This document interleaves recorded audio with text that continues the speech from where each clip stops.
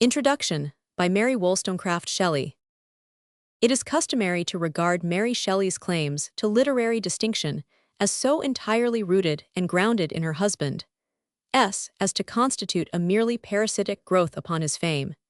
It may be unreservedly admitted that her association with Shelley and her care of his writings and memory after his death are the strongest of her titles to remembrance. It is further undeniable that the most original of her works is also that which betrays the strongest traces of his influence. Frankenstein was written when her brain, magnetized by his companionship, was capable of an effort never to be repeated. But if the frame of mind which engendered and sustained the work was created by Shelley, the conception was not his, and the diction is dissimilar to his. Both derive from Godwin, but neither is Godwin's. The same observation, except for an occasional phrase caught from Shelley, applies to all her subsequent work. The frequent exaltation of spirit, the ideality and romance, may well have been Shelley's. The general style of execution neither repeats nor resembles him. Mary Shelley's voice, then, is not to die away as a mere echo of her illustrious husband's. She has the prima facie claim to a hearing, due to every writer who can assert the possession of a distinctive individuality. And if originality be once conceded to Frankenstein, as in all equity it must, none will dispute the validity of a title to fame grounded on such a work. It has solved the question itself. It is famous. It is full of false venial in an author of 19. But apart from the wild grandeur of the conception, it has that which even the maturity of mere talent never attains, the insight of genius which looks below the appearances of things, and perhaps even reverses its own first conception by the discovery of some underlying truth. Mary Shelley's original intention was probably that which would alone have occurred to most writers in her place. She meant to paint Frankenstein's monstrous creation as an object of unmitigated horror. The perception that he was an object of intense compassion as well imparted a moral value to what otherwise would have remained a daring flight of imagination. It has done more. It has helped to create, if it did not itself beget, a type of personage unknown to ancient fiction.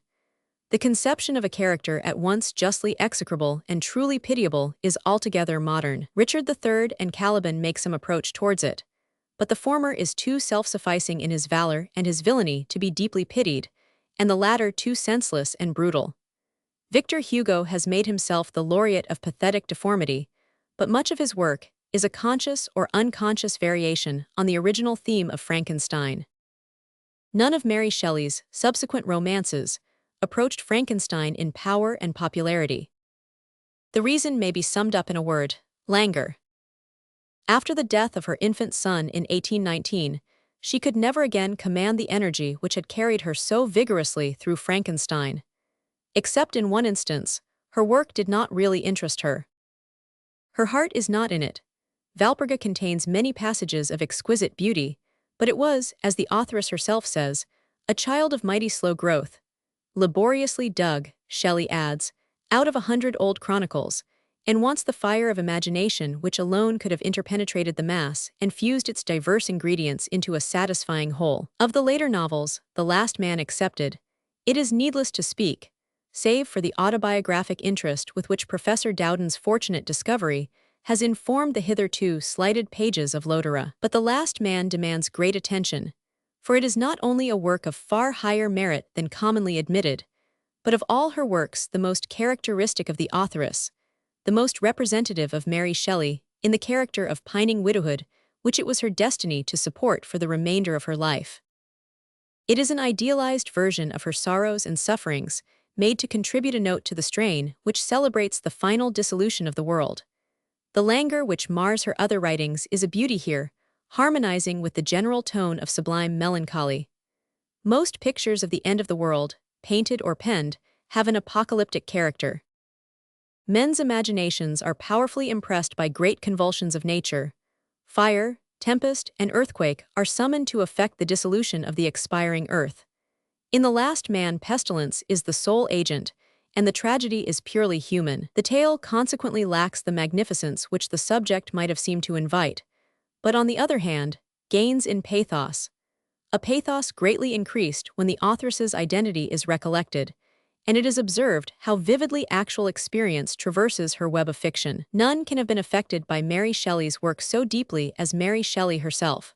For the scenery is that of her familiar haunts, the personages are her intimates under thin disguises, the universal catastrophe is but the magnified image of the overthrow of her own fortunes.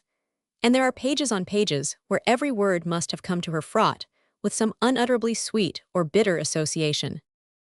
Yet, though her romance could never be to the public what it was to the author, it is surprising that criticism should have hitherto done so little justice either to its pervading nobility of thought or to the eloquence and beauty of very many inspired passages. When The Last Man is reprinted, it will come before the world as a new work. The same is the case with the short tales in this collection, the very existence of which is probably unknown to those most deeply interested in Mary Shelley. The entire class of literature to which they belong has long ago gone into time's wallet as alms for oblivion. They are exclusively contributions to a form of publication utterly superseded in this hasty age, the annual, whose very name seemed to prophesy that it would not be perennial. For the creations of the intellect, however, there is a way back from Avernus.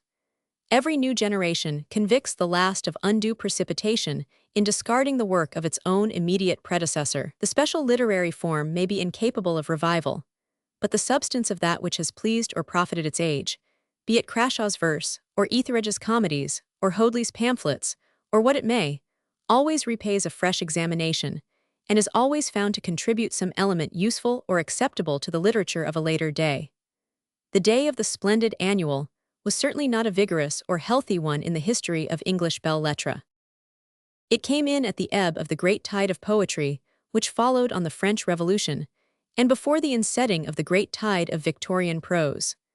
A pretentious feebleness characterizes the majority of its productions, half of which are hardly above the level of the album. Yet it had its good points, worthy to be taken into account.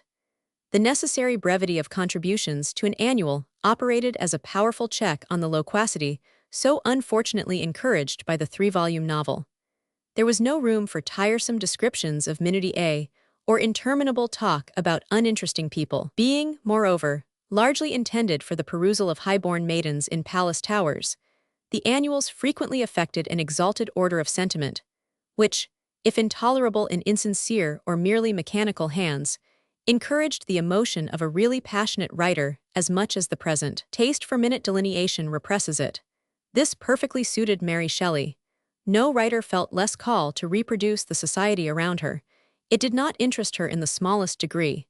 The bent of her soul was entirely towards the ideal. This ideal was by no means buried in the grave of Shelley. She aspired passionately towards an imaginary perfection all her life, and solaced disappointment with what, in actual existence, too often proved the parent of fresh disillusion. In fiction it was otherwise. The fashionable style of publication, with all its faults, encouraged the enthusiasm, rapturous or melancholy, with which she adored the present or lamented the lost. She could fully indulge her taste for exalted sentiment in the annual, and the necessary limitations of space afforded less scope for that creeping languor which relaxed the nerve of her more ambitious productions. In these little tales she is her perfect self, and the reader will find not only the entertainment of interesting fiction, but a fair picture of the mind, repressed in its energies by circumstances, but naturally enthusiastic and aspiring, of a lonely, thwarted, misunderstood woman who could seldom do herself justice, and whose precise place in the contemporary constellation of genius remains to be determined. The merit of a collection of stories, casually written at different periods and under different influences, must necessarily be various. As a rule, it may be said that Mary Shelley is best when most ideal, and excels in proportion to the exaltation of the sentiment embodied in her tale. Virtue, patriotism, disinterested affection are very real things to her, and her heroes and heroines, if generally above the ordinary plane of humanity, never transgress the limits of humanity itself. Her fault is the other way, and arises from a positive incapacity for painting the ugly and the commonplace. She does her best, but her villains do not impress us. Minute delineation of character is never attempted. It lay entirely out of her sphere. Her tales are consequently executed in the free, broad style of the 18th century, towards which a reaction is now fortunately observable. As stories, they are very good. The theme is always interesting, and the sequence of events natural. No person and no incident, perhaps, takes a very strong hold upon the imagination, but the general impression is one of a sphere of exalted feeling into which it is good to enter, and which ennobles as much as the photography of ugliness degrades.